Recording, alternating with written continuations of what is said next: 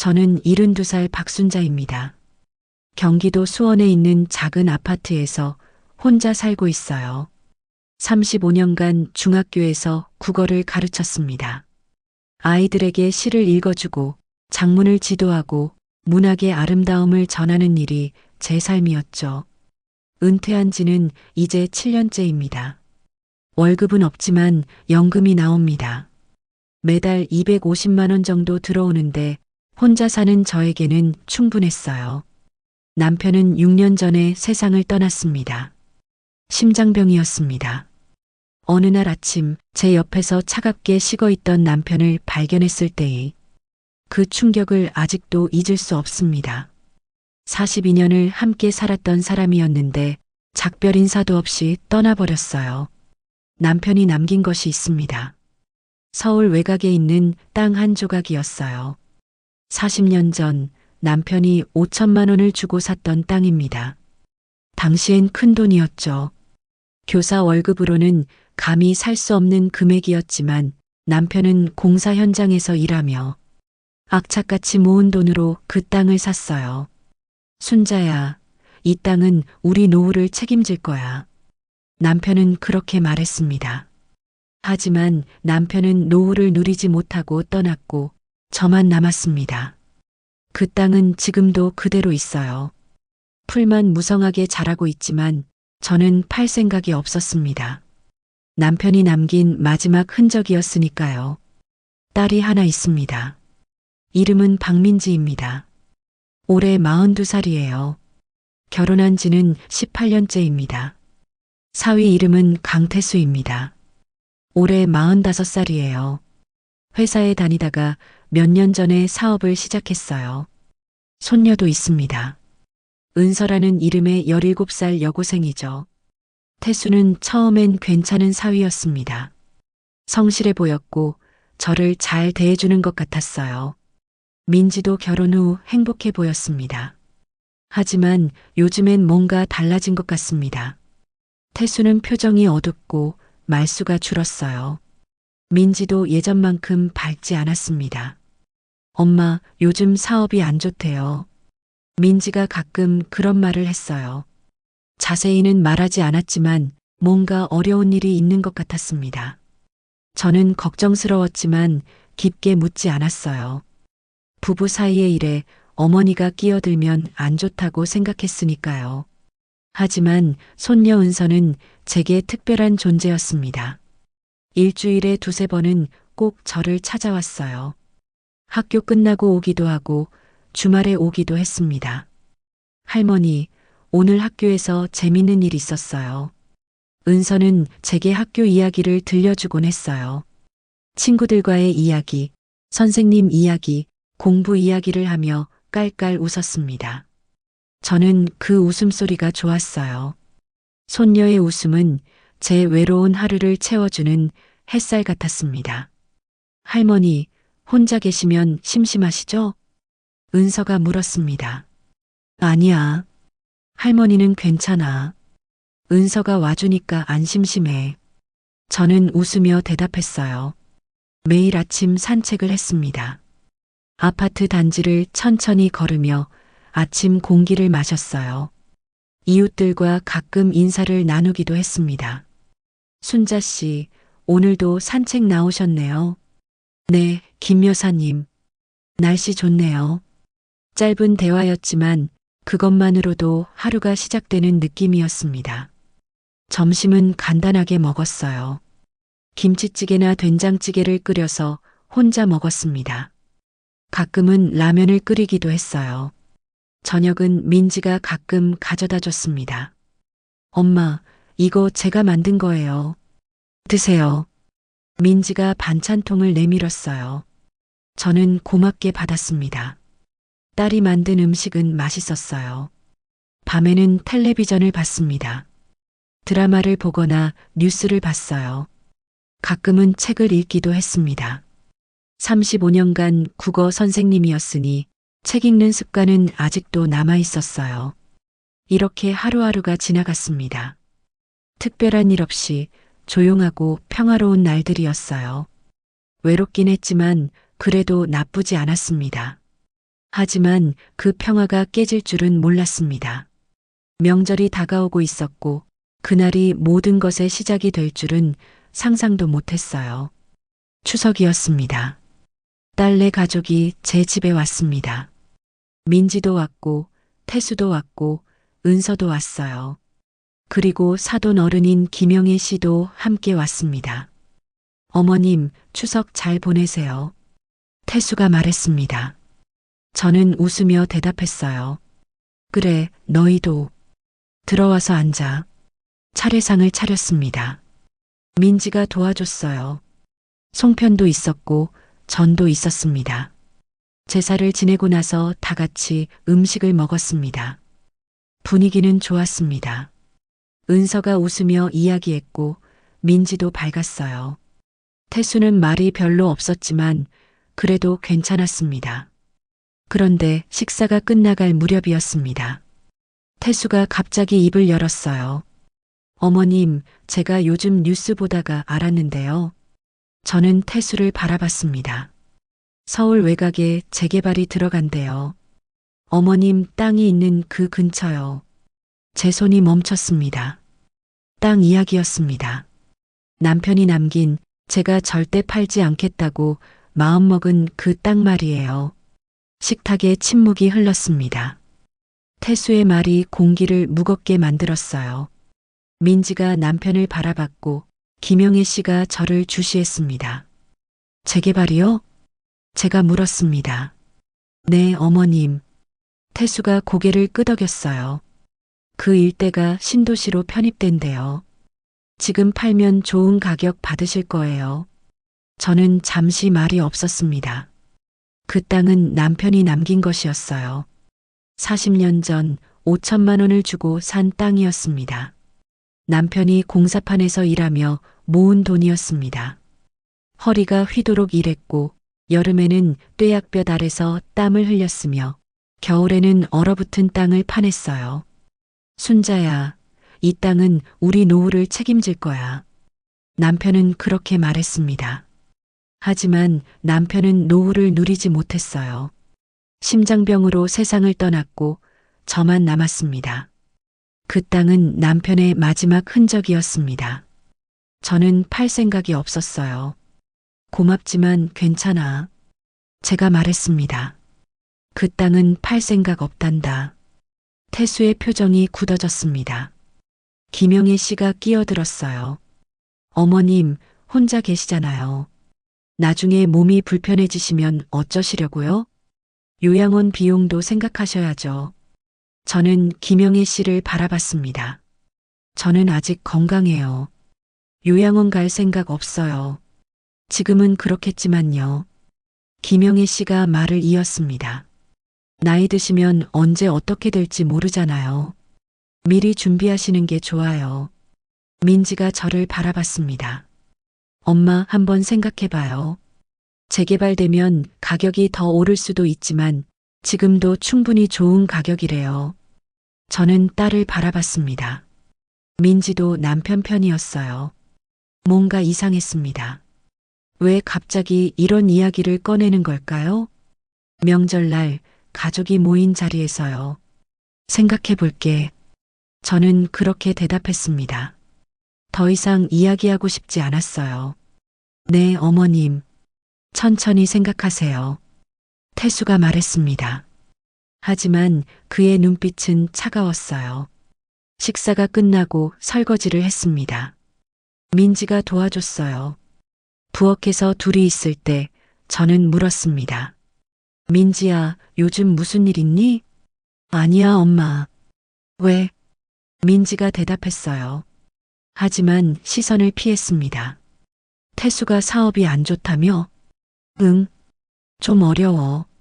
민지의 목소리가 작았습니다. 그래서 땅을 팔라는 거니? 아니야, 엄마. 그런 게 아니라. 민지가 말을 흐렸습니다. 그냥 엄마 생각해서 하는 말이야. 혼자 계시니까 걱정돼서. 저는 딸을 바라봤습니다. 알았어. 생각해 볼게. 저는 더 이상 묻지 않았습니다. 민지는 태수와 결혼한 지 18년이 됐어요. 제법 오랜 시간이었습니다. 민지가 거짓말을 할 때는 눈을 마주치지 못했어요. 지금 민지가 제 눈을 피하고 있었습니다. 가족들이 돌아갔습니다. 은서가 저를 안으며 작별 인사를 했어요. 할머니, 다음에 또 올게요. 그래, 잘 가렴. 저는 손녀를 꼭 안아줬습니다. 은서만은 변하지 않았으면 좋겠다고 생각했어요. 혼자 남은 저녁이었습니다. 거실에 앉아 창밖을 바라봤어요. 밤이 깊어가고 있었습니다. 남편이 떠난 지 6년이 흘렀습니다. 그동안 혼자 살아왔어요. 외로웠지만 괜찮았습니다. 하지만 오늘은 뭔가 달랐어요. 불안했습니다. 왜 갑자기 땅 이야기를 꺼냈을까요? 태수의 사업이 안 좋다는 건 알고 있었어요. 민지도 요즘 표정이 어두웠습니다. 혹시 돈이 필요한 건 아닐까요? 제 땅을 팔아서요? 아니야, 설마. 저는 고개를 저었습니다. 태수는 제 사위예요. 민지는 제 딸이고요. 아무리 어려워도 그런 짓은 안 할 거라 믿었습니다. 하지만 불안감은 사라지지 않았어요. 그날 밤 잠을 잘 이루지 못했습니다. 뒤척이다가 새벽 4시가 되어서야 잠들었어요. 다음 날 아침이었습니다. 민지에게서 전화가 왔어요. 엄마, 어제 땅 이야기 미안해. 괜찮아.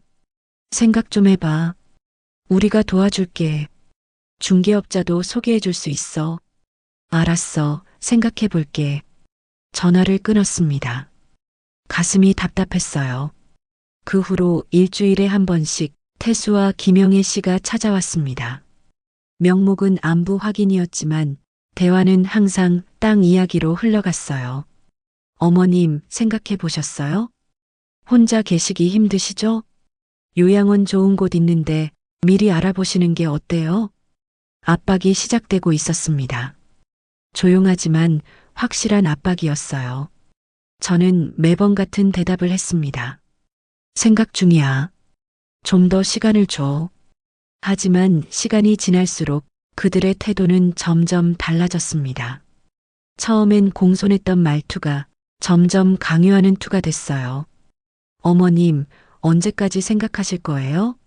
시간이 없어요. 재개발 진행되면 가격 떨어져요. 우리가 중개업자 다 알아봤어요. 30억은 받으실 수 있대요. 30억이라는 숫자가 나왔을 때 저는 놀랐습니다. 5천만 원이 30억이 됐다니요. 하지만 그게 중요한 게 아니었어요. 그 땅은 돈이 아니었습니다. 남편이었어요. 남편의 땀이었고 남편의 꿈이었으며 남편의 사랑이었습니다. 어느 날 밤이었습니다. 은서에게서 전화가 왔어요. 할머니, 괜찮으세요? 응, 괜찮아. 요즘 아빠가 자꾸 할머니 이야기를 해요. 은서의 목소리가 걱정스러웠습니다. 땅 이야기? 네. 매일 밤마다 엄마랑 싸워요. 할머니가 안 판다고 하셔서 화가 났대요. 제 가슴이 철렁 내려앉았습니다. 은서야, 할머니는 괜찮아.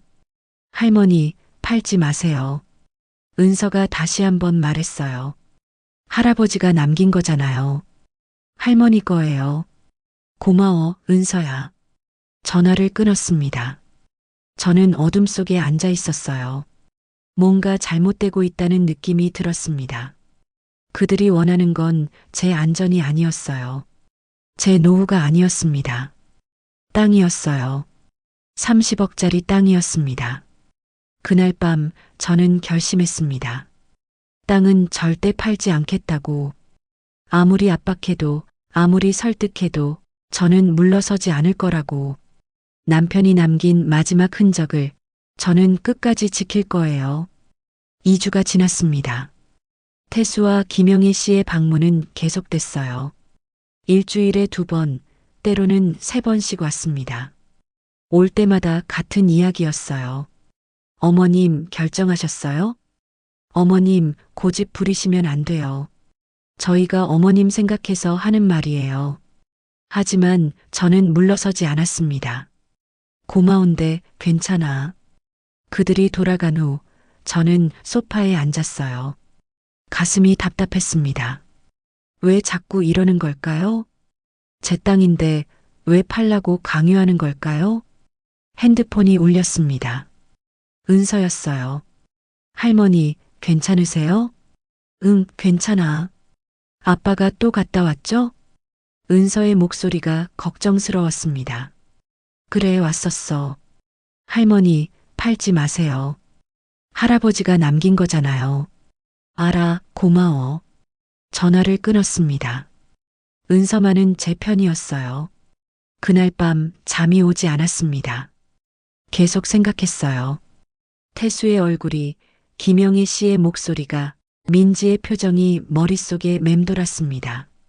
그들은 왜 이렇게까지 하는 걸까요? 다음 날 아침 민지에게서 전화가 왔어요. 엄마, 오늘 저녁에 우리 집으로 올래? 왜? 그냥 가족끼리 모여서 이야기 좀 하고 싶어서. 목소리가 어색했습니다. 무슨 이야기? 엄마, 그냥 와. 밥 해놓을게. 전화가 끊어졌어요. 저는 불안했습니다. 뭔가 이상했어요. 오후 6시 저는 민지네 집으로 갔습니다. 태수와 김영애 씨도 와 있었어요. 은서는 방에 있었습니다. 어머님 오셨어요. 태수가 일어나 인사했어요. 앉으세요. 민지가 밥상을 차렸습니다. 저는 자리에 앉았어요. 식사가 시작됐습니다. 하지만 분위기가 무거웠어요. 아무도 말이 없었습니다. 식사가 끝나갈 무렵이었습니다. 태수가 입을 열었어요. 어머님, 솔직히 말씀드릴게요. 저는 태수를 바라봤습니다. 저희가 어려워요. 사업이 안 됐어요. 태수의 목소리가 떨렸습니다. 빚이 5억이에요. 5억이라는 숫자에 저는 놀랐습니다. 은행 대출도 막혔고 카드값도 못 내고 있어요. 민지가 고개를 숙였습니다. 그래서 땅을 팔아서 그 돈으로 빚을 갚으려고요. 김영애 씨가 말했습니다. 어머님 도와주세요. 태수가 파산하면 우리 가족이 망해요. 저는 말문이 막혔습니다. 그래서 땅을 팔라고 한 거였어요. 제 걱정이 아니라 자기들 빚 때문이었습니다. 얼마가 필요한데? 제가 물었습니다. 5억이요. 태수가 대답했어요. 하지만 땅을 팔면 30억인데 왜 5억만? 나머지는 태수가 민지를 받습니다. 강남에 아파트 계약금 넣으려고요. 10억이요. 저는 어이가 없었습니다. 빚 갚는 것도 모자라 강남 아파트까지 사려고요? 그건 너무한 거 아니니? 제가 말했습니다. 저는 빚 갚는 건 도와줄 수 있어. 하지만 강남 아파트는. 태수의 얼굴이 굳어졌습니다. 어머님, 저희도 살아야죠. 지금 사는 집은 전세인데 2년 후면 나가야 해요. 그래서 미리 준비하는 거예요. 김영애 씨가 끼어들었습니다. 어머님, 어차피 나중에 민지가 받을 거 아니에요? 지금 주시면 안 돼요? 저는 그들을 바라봤습니다. 제가 죽으면 민지가 받을 거라고요? 그러니까 지금 달라고요? 미안하지만 안 돼. 제가 단호하게 말했습니다. 그 땅은 남편이 남긴 거야. 함부로 팔 수 없어. 빚은 도와줄 수 있어. 5억까지는 내가 어떻게든 해볼게. 하지만 땅은 안 돼. 태수의 눈빛이 차갑게 변했습니다. 어머님, 생각 좀 해보세요. 저희가 망하면 은서도 대학 못 가요. 어머님이 도와주셔야 해요. 저는 자리에서 일어났습니다. 먼저 갈게. 민지가 저를 붙잡았어요. 엄마, 화내지 마. 화내는 게 아니야. 저는 민지의 손을 뿌리쳤습니다. 그냥 실망했어. 집으로 돌아오는 길 가슴이 답답했습니다. 눈물이 났어요. 제 사위와 딸이 제 땅을 노리고 있었습니다. 빚을 갚는 것도 모자라 강남 아파트까지 사려고요. 제가 죽기를 기다리는 것 같았어요. 현관문을 열고 들어왔습니다. 텅 빈 집이었어요. 어둠 속에 혼자 앉아 있었습니다. 남편이 떠난 지 6년, 이제 딸까지 저를 떠났습니다. 아니, 딸은 이미 오래전에 떠났는지도 몰라요. 제가 몰랐을 뿐이었죠. 핸드폰이 울렸습니다. 은서였어요. 할머니, 괜찮으세요? 응. 아빠 말 듣고 너무 놀랐어요. 은서의 목소리가 떨렸습니다. 할머니, 저는 할머니 편이에요. 고마워, 은서야. 할머니, 조심하세요. 무슨 소리야? 그냥, 느낌이 안 좋아요. 아빠랑 아빠 엄마가 뭔가 계획하는 것 같아요. 제 심장이 쿵 내려앉았습니다. 무슨 계획? 잘 모르겠어요. 하지만 할머니 조심하세요. 전화가 끊어졌습니다. 저는 어둠 속에 앉아 있었어요. 조심하라고요? 뭘 조심하라는 걸까요? 불안감이 밀려왔습니다. 뭔가 잘못되고 있다는 느낌이 들었어요.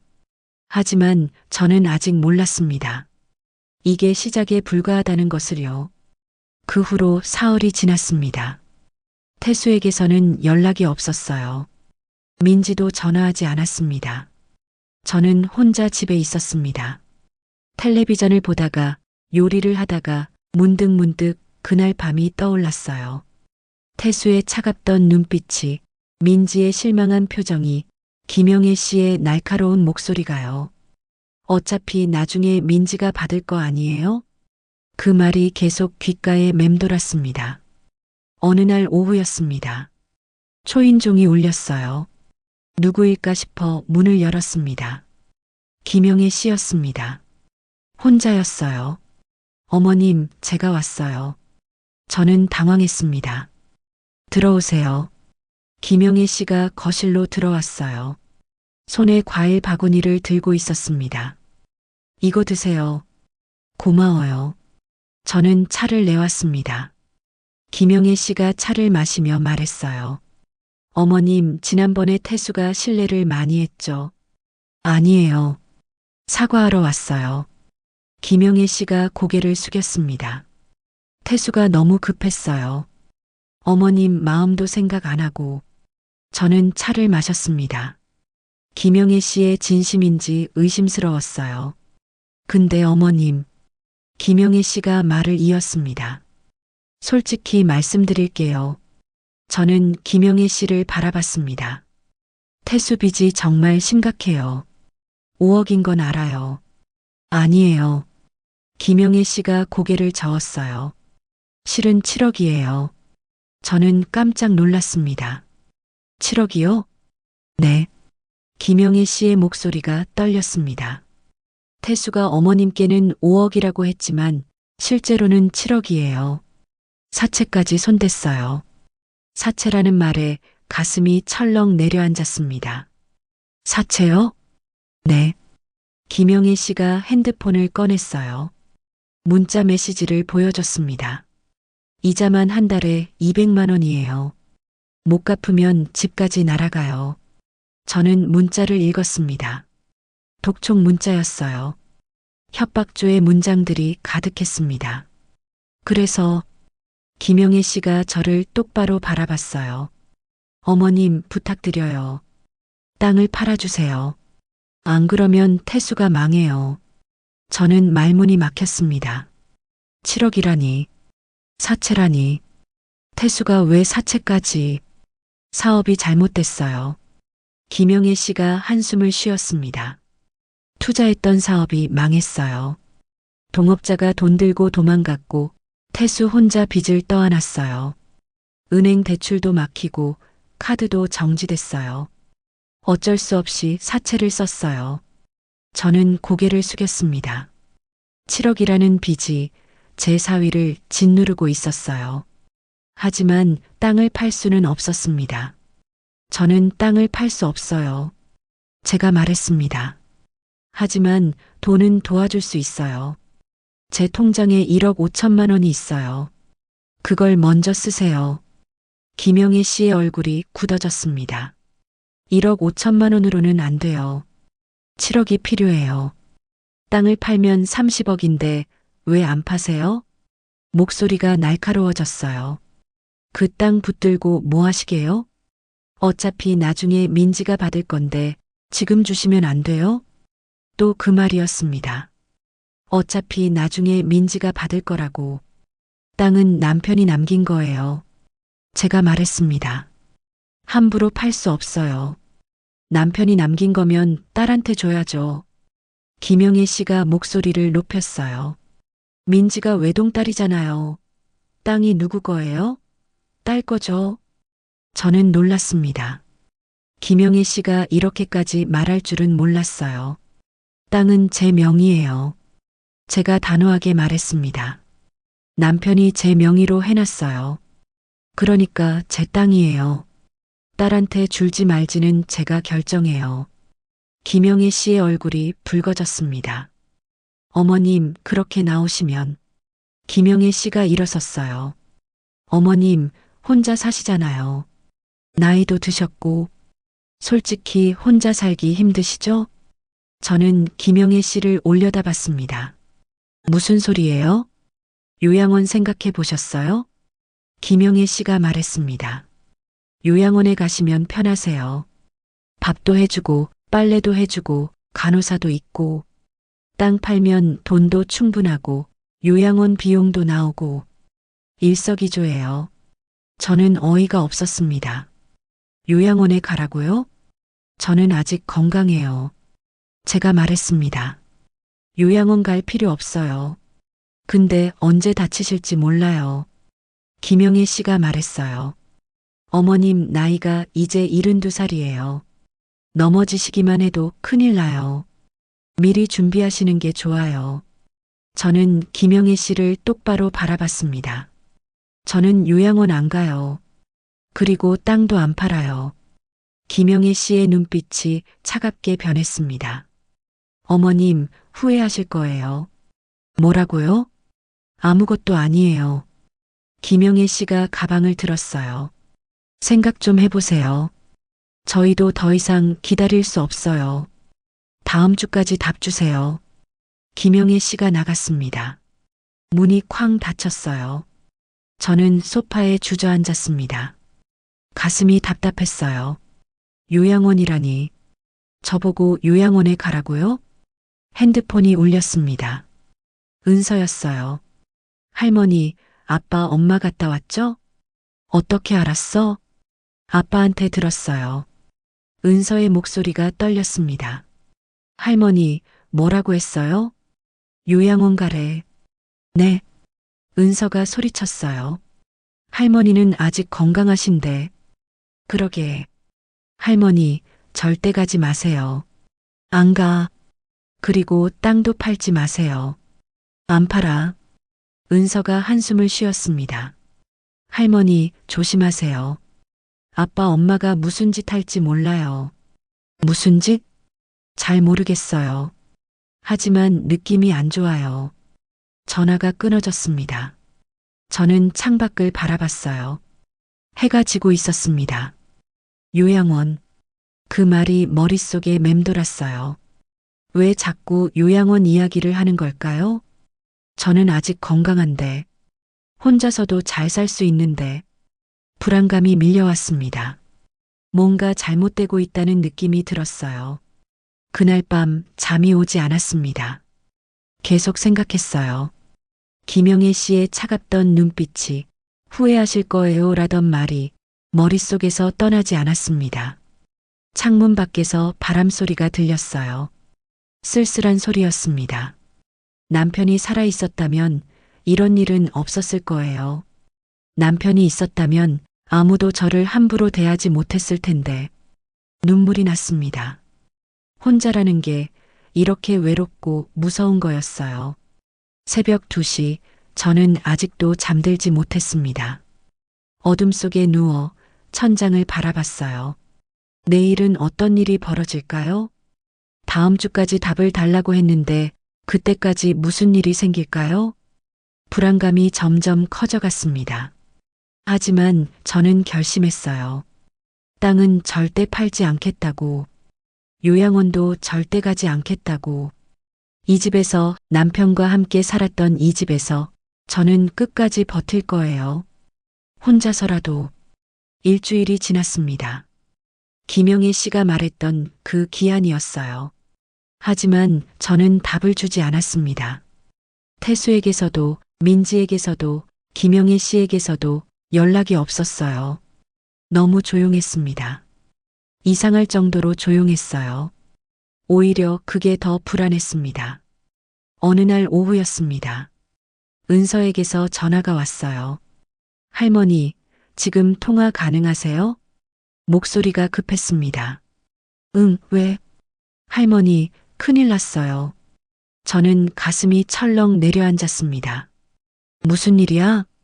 아빠, 엄마랑 아빠가 뭔가 하고 있어요. 뭘? 잘 모르겠는데 어제 아빠, 엄마가 어디 전화하는 걸 들었어요. 은서가 숨을 고르며 말했어요. 요양원이요. 요양원? 네.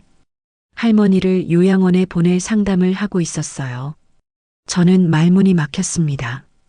근데 이상한 게 할머니 동의 없이 상담하더라고요. 그게 가능해? 잘 모르겠어요. 하지만 아빠, 엄마가 뭔가 서류 이야기를 했어요. 서류라는 말에 불안감이 밀려왔습니다. 어떤 서류? 성년후견인 같은 거요. 그게 뭔데? 할머니가 판단력이 없다고 법원에 신청하면 가족이 대신 재산을 관리할 수 있대요. 저는 충격을 받았습니다. 판단력이 없다고요? 나는 멀쩡한데. 저도 알아요. 은서의 목소리가 떨렸습니다. 근데 아빠, 엄마가 할머니가 치매 초기 증상이 있다고 거짓말하려는 것 같아요. 뭐라고? 의사소견서를 받으려고 하는 것 같아요. 저는 온몸에 소름이 돋았습니다. 거짓으로 치매 진단을? 은서야, 그게 정말이야? 확실하진 않아요. 하지만 아빠, 엄마가 아빠한테 어머님 치매 검사받게 해야 한다고 했어요. 병원에서 진단서 받으면 법적으로 문제 없다고요. 저는 손이 떨렸습니다. 핸드폰을 떨어뜨릴 뻔했어요. 할머니, 괜찮으세요? 응. 할머니, 조심하세요. 혹시 병원 가자고 하면 절대 가지 마세요. 알았어. 그리고 서류에 아무것도 서명하지 마세요. 응. 전화가 끊어졌습니다. 저는 소파에 앉았어요. 가슴이 두근거렸습니다. 치매 진단서를 받아서 성년후견인 신청을 하겠다고요? 그럼 제 땅을, 제 돈을 제 의지와 상관없이 빼앗겠다는 거잖아요. 손이 떨렸습니다. 차를 마시려다가 컵을 떨어뜨렸어요. 컵이 바닥에 깨졌습니다. 깨진 컵을 보며 저도 저렇게 깨질 것 같았어요. 그날 저녁이었습니다. 태수에게서 전화가 왔어요. 어머님, 저 태수예요. 오랜만에 전화였습니다. 응? 어머님, 요즘 어떠세요? 그냥 그래. 어머님, 제가 좋은 병원 찾았어요. 병원이라는 말에 저는 긴장했습니다. 무슨 병원? 건강검진 병원이요. 나이 드시면 정기검진 받아야 하잖아요. 목소리가 다정했습니다. 하지만 저는 의심스러웠어요. 저는 괜찮아. 어머님, 그래도 한번 받아보세요. 요즘 치매 검사도 무료로 해준대요. 치매라는 말이 나왔습니다. 은서의 말이 맞았어요. 저는 치매 아니야. 제가 단호하게 말했습니다. 아니, 그게 아니라. 태수가 당황한 듯 말을 더듬었어요. 예방 차원에서요. 필요 없어. 어머님, 왜 그러세요? 저는 건강해. 병원 갈 필요 없어. 제가 전화를 끊었습니다. 심장이 빠르게 뛰었어요. 정말로 치매 검사를 받게 하려던 거였습니다. 다음 날 아침이었습니다. 민지에게서 전화가 왔어요. 엄마, 나 민지야. 응. 엄마, 집 앞에 있어. 문 좀 열어줘. 저는 문을 열었습니다. 민지가 서 있었어요. 김영애 씨도 함께였습니다. 엄마, 우리 잠깐만 들어가도 돼? 저는 망설였지만 문을 열어줬어요. 거실로 들어온 그들은 소파에 앉았습니다. 민지가 입을 열었어요. 엄마, 우리 진지하게 이야기 좀 하자. 무슨 이야기? 엄마 건강 이야기야. 저는 민지를 바라봤습니다. 나는 건강해. 엄마, 솔직히 요즘 좀 이상하잖아. 뭐가? 민지가 김영애 씨를 봤어요. 김영애 씨가 말했습니다. 어머님, 지난번에 오셨을 때 같은 말씀을 3번이나 하셨어요. 그랬나? 네. 그리고 약속도 자꾸 까먹으시고요. 저는 고개를 저었습니다. 그런 적 없어. 엄마, 괜찮아. 민지가 제 손을 잡았어요. 치매는 부끄러운 게 아니야. 일찍 발견하면 치료할 수 있어. 나는 치매 아니야. 제가 소리쳤습니다. 민지가 놀랐어요. 엄마, 왜 그래? 너희가 이상한 거야. 내가 언제 같은 말을 3번이나 했어? 약속을 언제 까먹었어? 김영애 씨가 일어섰습니다. 어머님, 진정하세요. 우리가 걱정돼서 하는 말이에요. 걱정은 무슨, 땅 때문이잖아. 제가 소리쳤어요. 내가 치매에 걸려야 성년후견인 신청할 수 있잖아. 그래야 내 땅을 빼앗을 수 있잖아. 민지의 얼굴이 하얗게 질렸습니다. 엄마, 어떻게 그런 말을. 은서한테 다 들었어. 저는 떨리는 목소리로 말했습니다. 너희가 거짓으로 치매 진단서 받으려고 한다고. 김영애 씨의 얼굴이 굳어졌습니다. 어머님, 누가 그런 헛소리를. 헛소리 아니야. 저는 일어섰습니다. 나가줘. 지금 당장. 엄마. 민지가 울먹였습니다. 나가. 제가 소리쳤어요. 민지와 김영애 씨가 나갔습니다. 문이 닫혔어요. 저는 주저앉았습니다. 가슴이 터질 것 같았어요.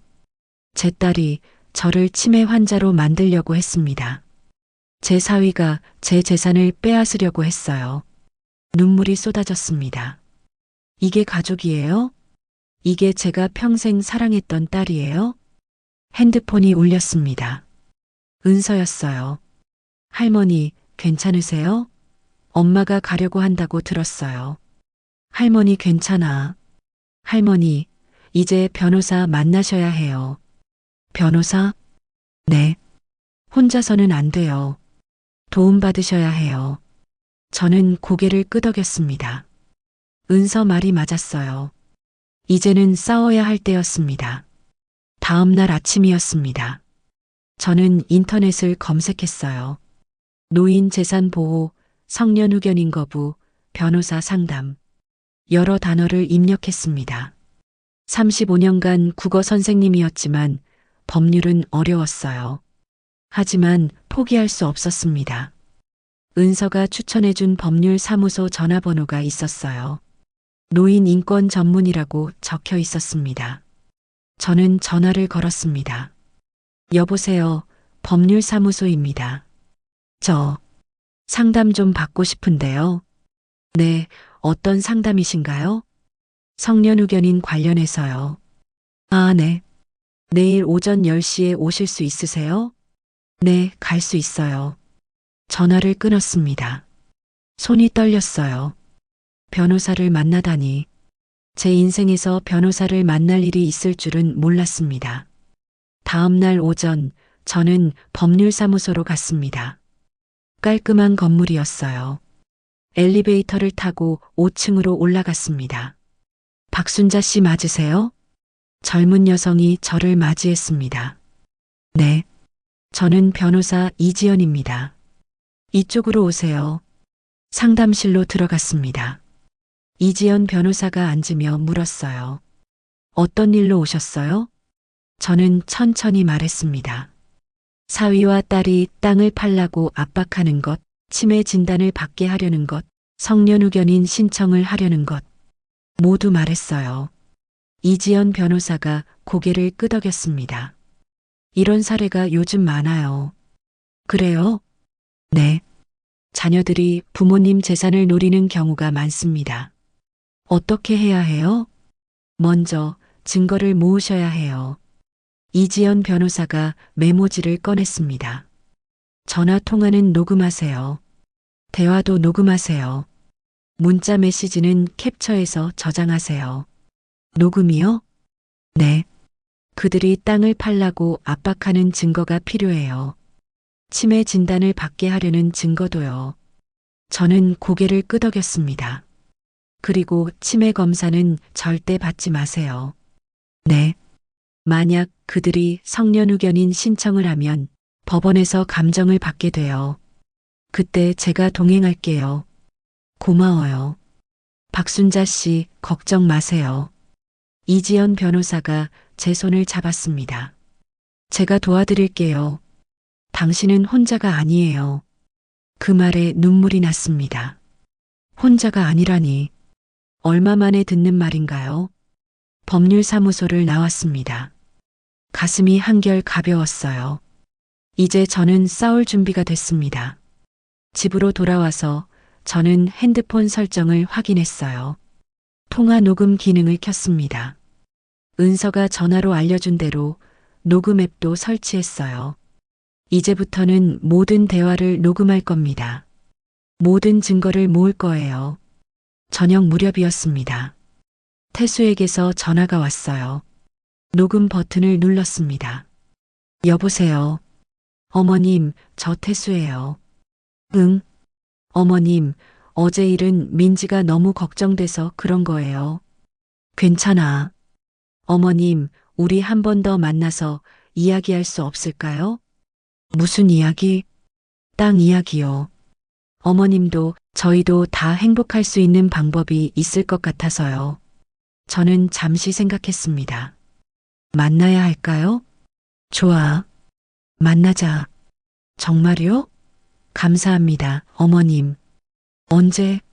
내일 저녁 6시에 저희 집으로 오실 수 있으세요? 알았어. 전화를 끊었습니다. 녹음이 저장됐어요. 저는 이지연 변호사에게 문자를 보냈습니다. 내일 사위네 집에 갑니다. 녹음하겠습니다. 곧 답장이 왔어요. 조심하세요. 어떤 서류에도 서명하지 마세요. 끝나면 바로 연락 주세요. 저는 답장을 보냈습니다. 네. 그날 밤 저는 오랜만에 잠을 잘 잤습니다. 두렵긴 했지만 희망이 생겼어요. 이제 저는 혼자가 아니었습니다. 변호사가 있었고 은서가 있었으며 계획이 있었습니다.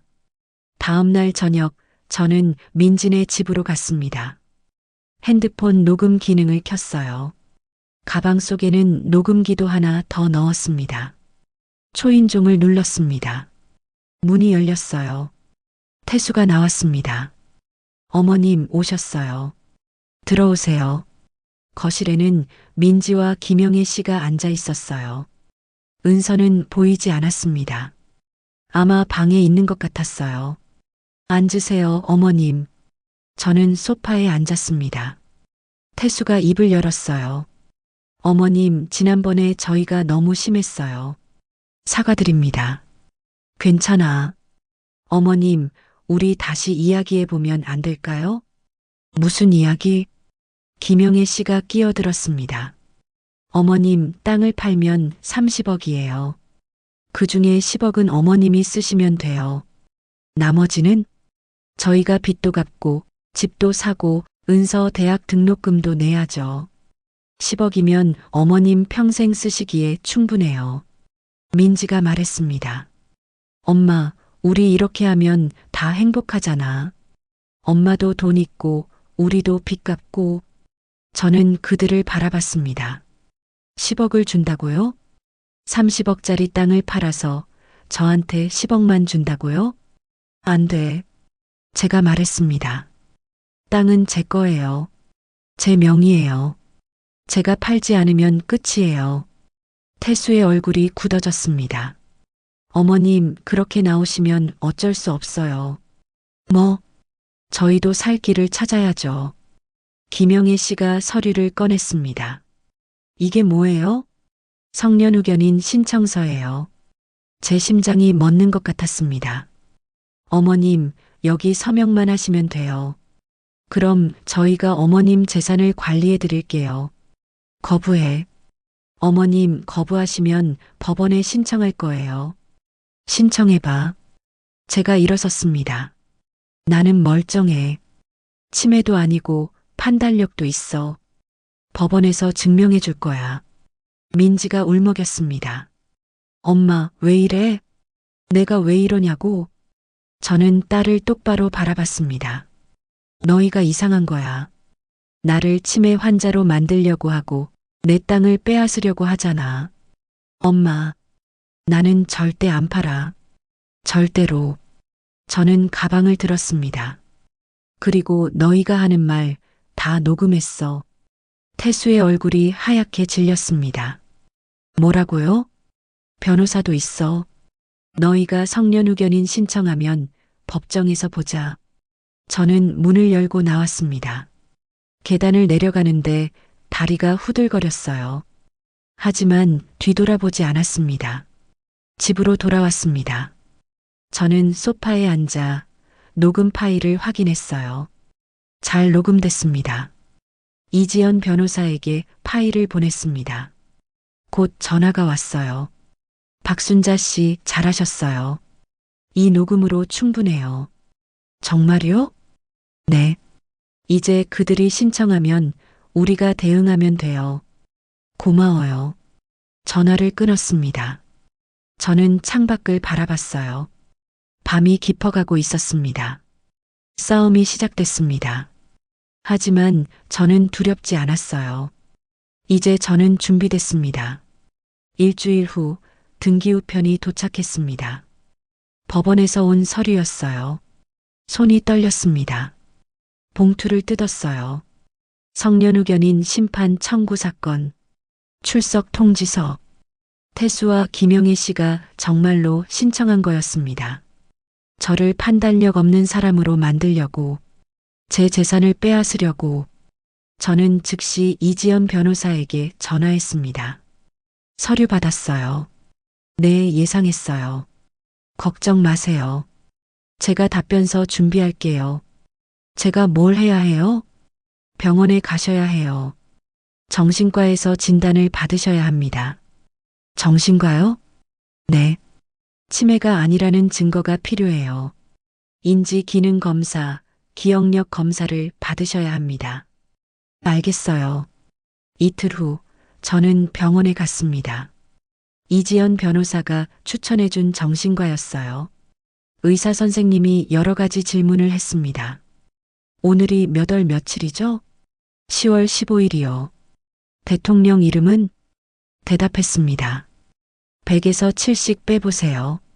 93, 86, 79, 72. 계속 대답했어요. 기억력 테스트를 할게요. 제가 말하는 단어를 기억하세요. 3개의 단어를 말했습니다. 나중에 다시 물었을 때 저는 다 기억했어요. 그림도 그렸습니다. 시계를 그리고 숫자를 넣고 시간을 표시했어요. 검사가 끝났습니다. 박순자 씨, 걱정 마세요. 의사 선생님이 말했습니다. 인지 기능 정상이에요. 치매 증상 전혀 없습니다. 정말요? 네. 소견서 작성해 드릴게요. 저는 눈물이 났습니다. 제가 정상이라니. 당연한 건데 왜 이렇게 기쁜지 모르겠어요. 집으로 돌아왔습니다. 그런데 현관문 앞에 누군가 서 있었어요. 민지였습니다. 엄마, 왜 왔어? 엄마, 우리 이야기 좀 해. 할 말 없어. 저는 문을 열려고 했습니다. 민지가 제 손을 잡았어요. 엄마, 제발. 5분만. 저는 민지를 바라봤습니다. 딸의 눈에 눈물이 고여 있었어요. 들어와. 거실로 들어갔습니다. 민지가 소파에 앉았어요. 엄마, 미안해. 뭐가? 내가 너무 욕심을 부렸어. 민지가 울었습니다. 태수 때문에 정신이 없었어. 빚 생각만 하다 보니 엄마 마음은 생각 안 했어. 저는 말이 없었습니다. 엄마, 우리 그만하자. 법원까지 갈 거 없잖아. 그만하자고. 응, 땅 안 팔아도 돼. 우리가 어떻게든 할게. 민지가 제 손을 잡았어요. 엄마, 법원 가지 말자. 제발. 저는 민지의 손을 뿌리쳤습니다. 너희가 신청한 거잖아. 엄마, 너희가 나를 판단력 없는 사람으로 만들려고 한 거잖아. 엄마, 그건 너희가 내 땅을 빼앗으려고 한 거잖아. 제가 소리쳤습니다. 이제 와서 그만하자고. 너무 늦었어. 민지가 울었습니다. 엄마, 나 어떡해. 태수가 정말 망하면 어떡해. 은서 대학도 못 보내면 어떡해. 그건 너희가 해결할 문제야. 저는 일어섰습니다. 내 땅으로 해결할 문제가 아니야. 엄마, 나가줘. 민지가 일어섰어요. 문 앞에서 돌아봤습니다.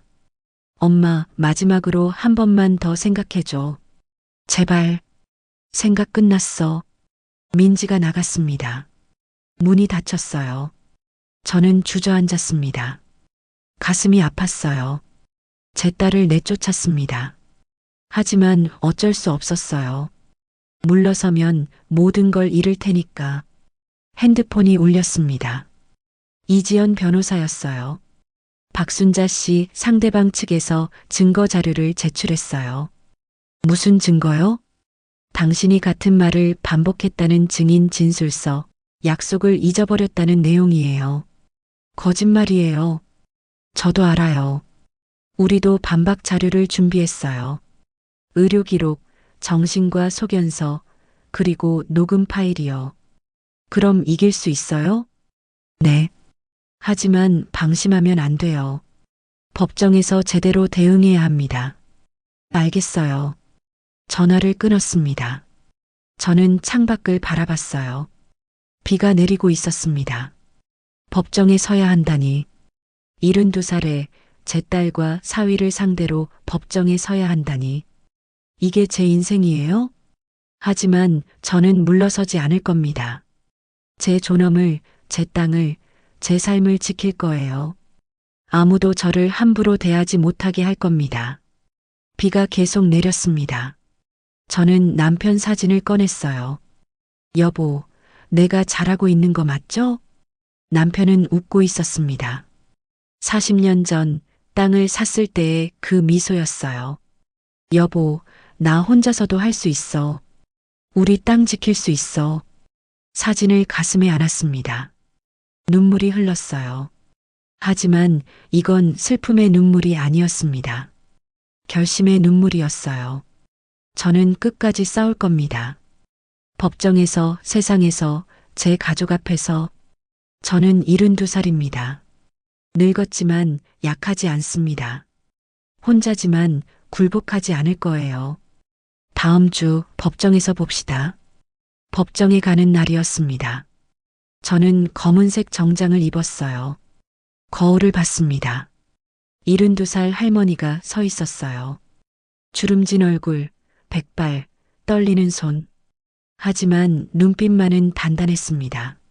할 수 있어, 순자야. 스스로에게 말했습니다. 법원 앞에서 이지연 변호사를 만났어요. 박순자 씨, 긴장하지 마세요. 네.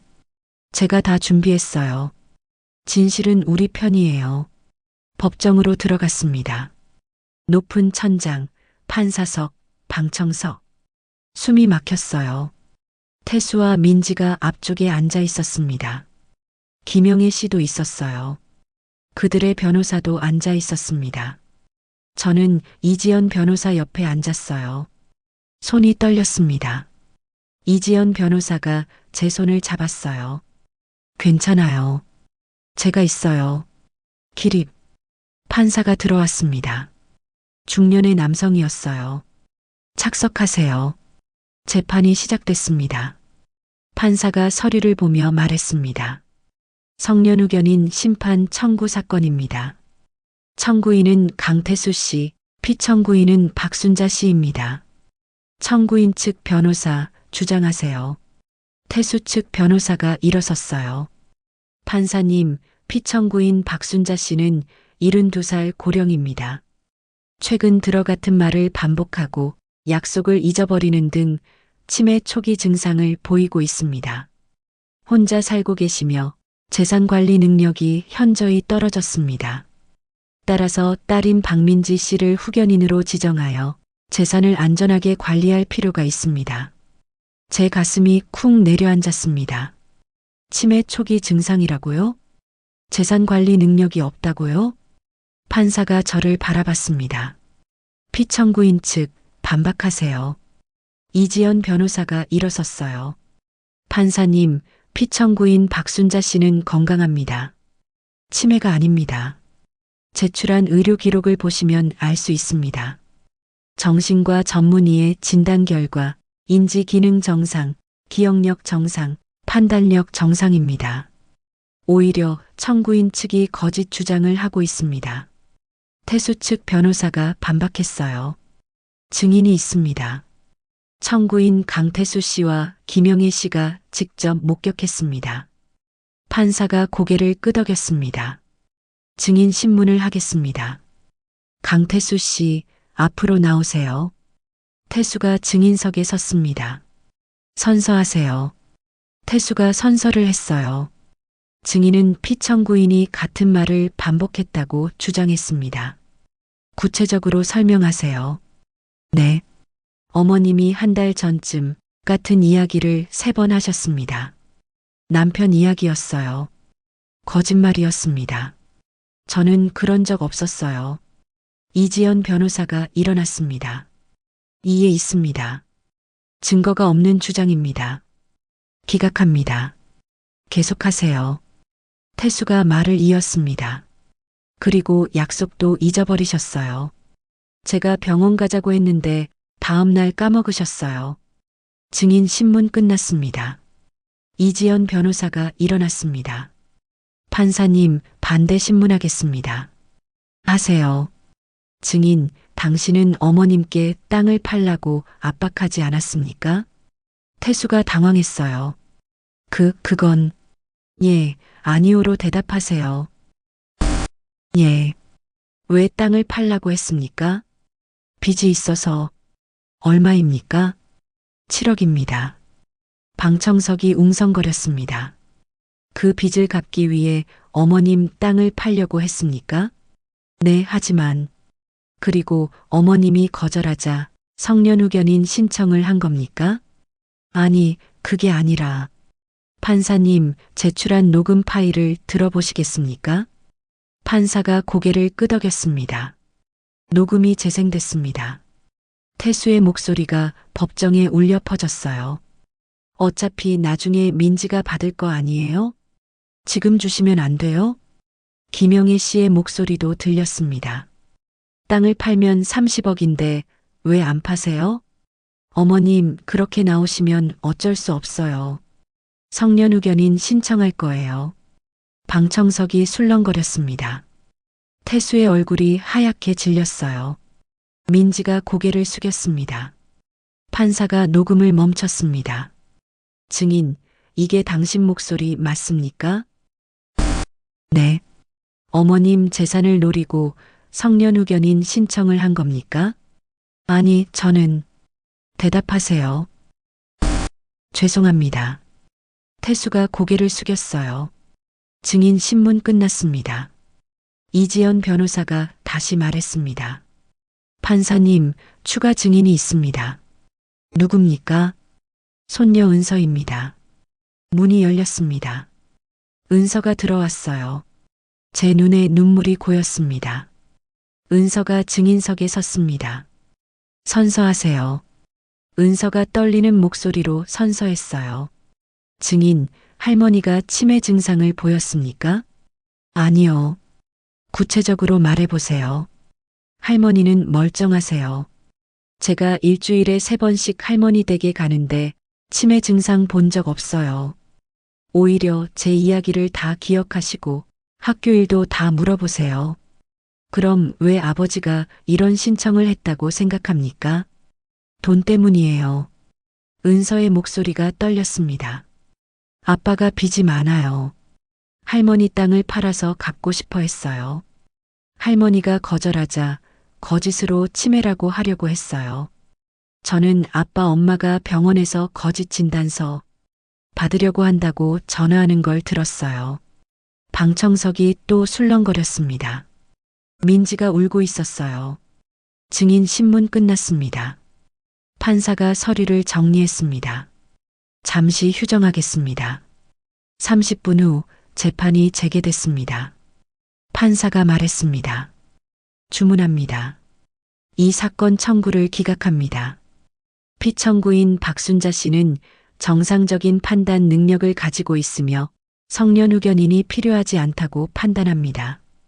청구인 강태수 씨는 재산을 목적으로 허위 청구를 한 것으로 보이며 이는 부당합니다. 이상 선고를 마칩니다. 망치 소리가 울렸습니다. 이겼습니다. 저는 눈물이 쏟아졌어요. 이지연 변호사가 저를 안아줬습니다. 잘하셨어요, 박순자 씨. 법정 밖으로 나왔습니다. 은서가 달려왔어요.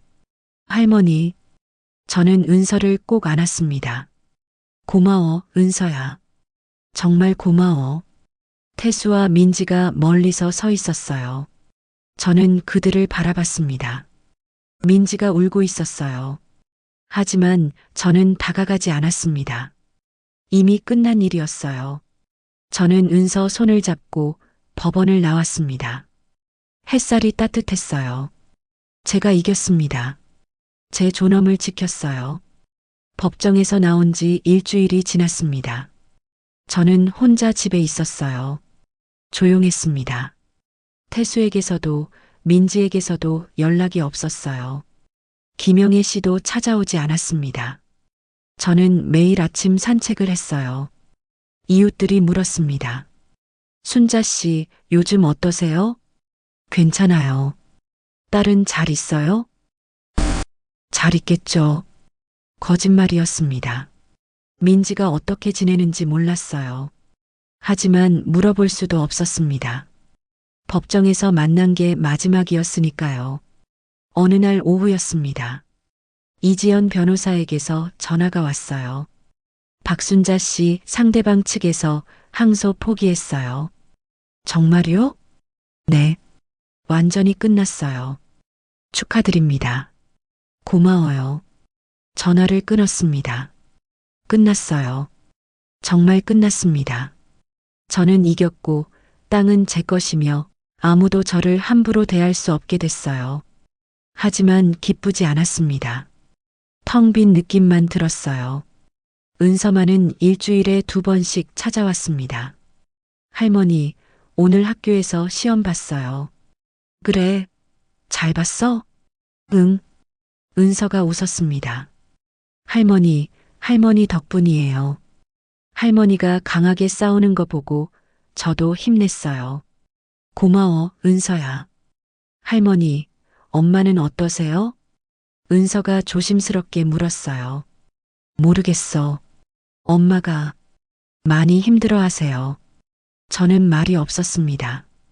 아빠는 요즘 일을 열심히 하고 있어요. 빚을 갚으려고요. 그래. 할머니, 엄마가 할머니 보고 싶대요. 제 가슴이 아팠습니다. 은서야, 할머니도 엄마 보고 싶어. 하지만 아직은 힘들어.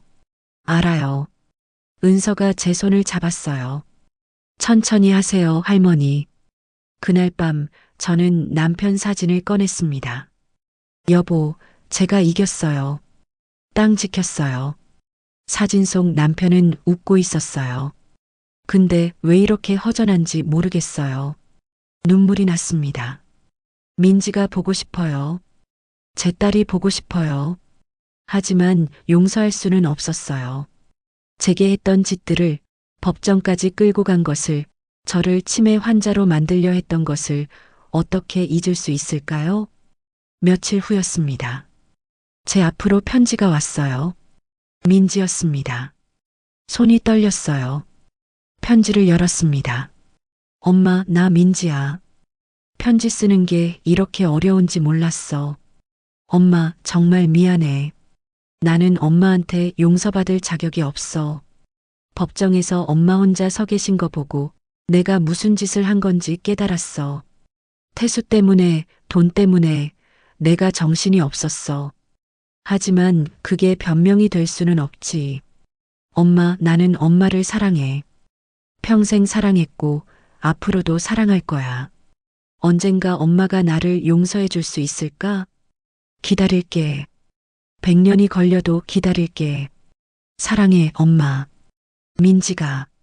저는 편지를 가슴에 안았습니다. 눈물이 멈추지 않았어요. 제 딸이었습니다.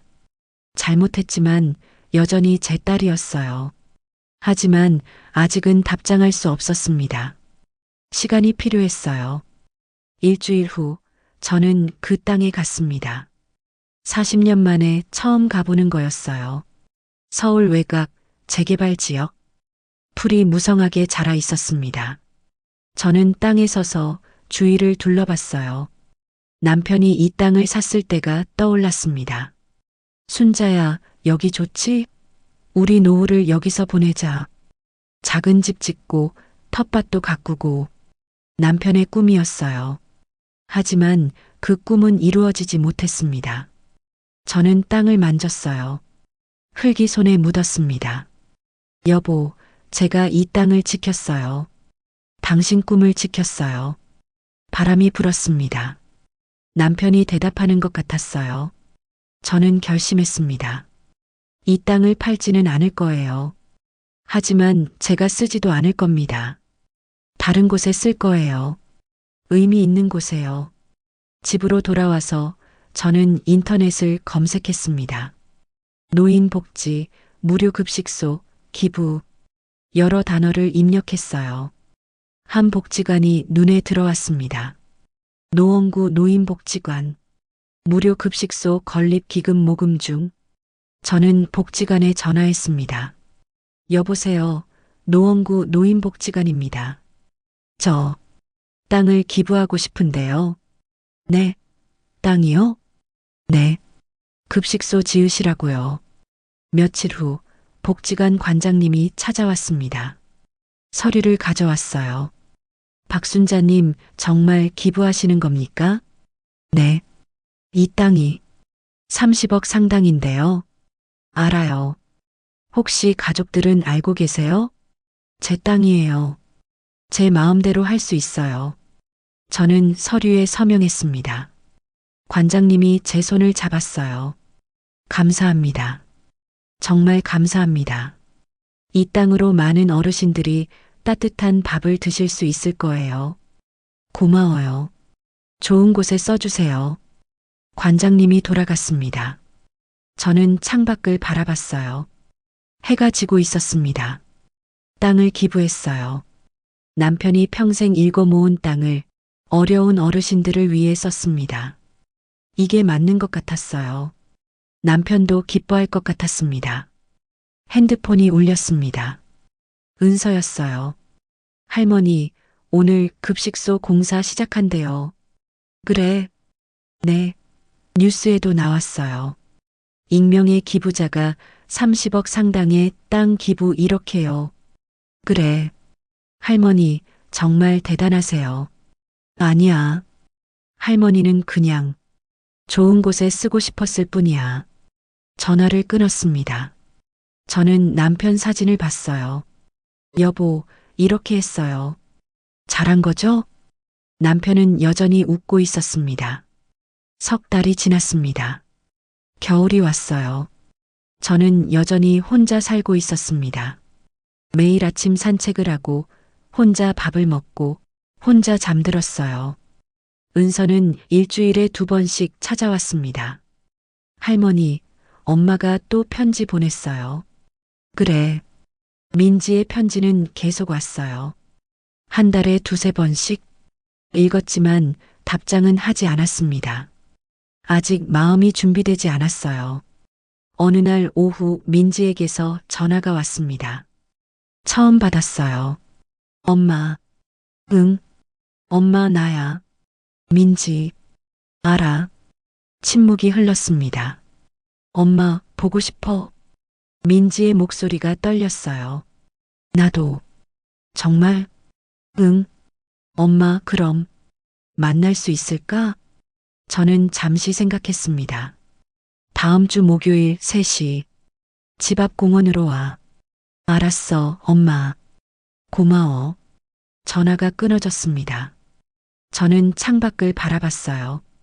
눈이 내리고 있었습니다. 목요일이 왔습니다. 저는 공원 벤치에 앉아 있었어요. 추웠습니다. 오후 3시 민지가 왔습니다. 많이 야위었어요.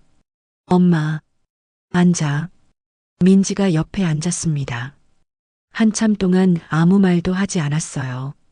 엄마, 미안해. 민지가 먼저 입을 열었습니다. 나는 엄마한테 용서받을 자격이 없어. 알아. 하지만 엄마, 나는 정말 엄마를 사랑해. 눈물이 흘렀어요. 저도 눈물이 났습니다. 나도 너를 사랑해. 엄마. 하지만 민지야. 저는 딸을 바라봤습니다. 예전으로 돌아갈 수는 없을 것 같아. 민지가 고개를 끄덕였어요. 알아. 시간이 필요해. 얼마나 걸릴지 모르겠어. 기다릴게, 엄마. 100년이 걸려도. 저는 민지의 손을 잡았습니다. 차가웠어요. 태수는 어떻게 지내? 열심히 일하고 있어. 빚도 조금씩 갚고 있고. 은서는? 잘 지내. 엄마 덕분에 강해졌어. 저는 고개를 끄덕였습니다. 엄마, 땅 기부했다며? 응. 뉴스 봤어. 엄마 대단해. 민지가 웃었어요. 나는 엄마 땅 때문에 욕심부렸는데 엄마는 어려운 사람들한테 져버렸네. 그게 맞는 것 같아서 엄마가 자랑스러워. 우리는 한참 동안 앉아 있었습니다. 말없이 손만 잡고요. 엄마, 나 이제 갈게. 그래. 민지가 일어섰어요. 엄마, 다음에 또 만날 수 있어? 그래. 천천히. 민지가 고개를 끄덕이고 돌아갔습니다. 저는 벤치에 남아 민지의 뒷모습을 봤어요. 용서했습니다. 하지만 잊을 수는 없었어요. 예전처럼 가까워지려면 시간이 많이 필요할 것 같았습니다. 집으로 돌아왔습니다. 핸드폰이 울렸어요. 복지관 관장님이었습니다. 박순자 어르신 초대장입니다. 뭔가요? 급식소 개소식이요. 어르신이 기부하신 땅에 급식소를 지었어요. 꼭 오세요. 알겠습니다. 일주일 후 저는 개소식에 갔습니다. 은서와 함께요. 새로 지어진 건물이 있었어요. 희망 급식소라고 적혀 있었습니다. 안으로 들어갔습니다. 넓은 식당이었어요. 어르신들이 앉아 계셨습니다. 밥을 먹고 계셨어요. 따뜻한 국, 반찬들, 웃으며 식사하는 모습. 저는 눈물이 났습니다. 어르신, 감사합니다. 복지관 관장님이 말했어요. 어르신 덕분에 많은 분들이 도움받고 계세요. 하루 200명이 이곳에서 식사하십니다. 저는 고개를 끄덕였습니다. 제가 더 감사해요. 좋은 곳에 쓰여서. 관장님이 손을 잡았어요. 어르신의 선택이 많은 생명을 살렸습니다. 저는 식당을 둘러봤어요. 할머니 한 분이 맛있게 드시며 웃고 계셨습니다. 할아버지 한 분이 국을 마시며 고개를 끄덕이셨어요. 모두가 행복해 보였습니다. 여보, 저는 속으로 남편에게 말했어요. 당신 땅이 이렇게 쓰이고 있어요. 좋죠? 바람이 불었습니다. 따뜻한 바람이었어요. 집으로 돌아왔습니다. 저는 소파에 앉았어요. 법정에서 이긴 지 벌써 넉 달이 지났습니다. 이제 저는 평화로웠어요. 민지와는 멀어졌습니다. 태수도 만나지 않았어요. 하지만 은서가 있었습니다. 그리고 200명의 어르신들이 매일 따뜻한 밥을 먹고 있었어요. 제 땅이 좋은 곳에 쓰였습니다. 남편이 평생 일궈 모은 땅이 헛되지 않았어요. 저는 창밖을 바라봤습니다. 해가 지고 있었어요. 외롭긴 합니다. 혼자니까. 가족이 예전 같지 않으니까. 하지만 후회는 없어요. 저는 제 선택을 지켰습니다. 제 존엄을 지켰어요. 누구도 저를 함부로 대하지 못했습니다. 누구도 제 땅을 빼앗지 못했어요. 승리했습니다. 외로운 승리였지만 당당한 승리였어요. 저는 일어섰습니다. 부엌으로 갔어요. 저녁을 준비했습니다. 혼자 먹을 밥이지만 정성껏 만들었어요. 밥을 먹었습니다. 텔레비전을 켰어요. 뉴스가 나왔습니다. 노인복지관의 새로운 급식소가 문을 열었습니다. 화면에 희망 급식소가 나왔어요. 한 어르신의 땅 기부로 만들어진 이곳은 저는 미소 지었습니다. 밥을 다 먹었습니다. 설거지를 했어요. 차를 끓였습니다. 거실로 돌아와 소파에 앉았어요. 차를 마시며 창밖을 바라봤습니다. 밤이 됐어요. 별이 떴습니다. 저는 혼자였습니다. 하지만 괜찮았어요. 저는 제 삶을 살고 있었으니까요. 제 선택으로, 제 의지로 아무도 저를 억압하지 못했습니다. 아무도 저를 무시하지 못했어요. 저는 72살입니다. 노인이에요. 하지만 저는 강했습니다. 존엄했습니다. 그리고 그걸로 충분했어요. 핸드폰이 울렸습니다. 은서였어요. 할머니, 잘 주무세요. 응, 너도. 할머니, 사랑해요. 나도 사랑해. 전화가 끊어졌습니다. 저는 미소 지었어요. 혼자지만 사랑하는 사람이 있었습니다. 외롭지만 후회는 없었어요. 저는 침대에 누웠습니다. 내일이면 또 다른 아침이 올 거예요. 저는 또 일어나 혼자 밥을 먹고 혼자 하루를 살 거예요. 하지만 그게 제 삶이었습니다. 제가 선택한, 제가 지킨 제 삶이었어요. 눈을 감았습니다. 평화로웠습니다. 오늘의 여정을 함께 해주셔서 고맙습니다. 다음 이야기에도 따뜻한 순간들이 준비되어 있습니다. 구독과 좋아요로 계속 함께 해주시길 바라겠습니다. 감사합니다.